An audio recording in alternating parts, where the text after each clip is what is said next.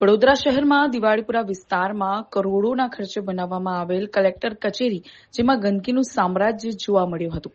પીવાના પાણીના કુલર શોભાના ગાંઠિયા સમાન, પીવાના પાણીમાં કુલર બંધ હાલતમાં છે અને તેની નીચે ગંદકીનું સામ્રાજ્ય જોવા મળ્યું.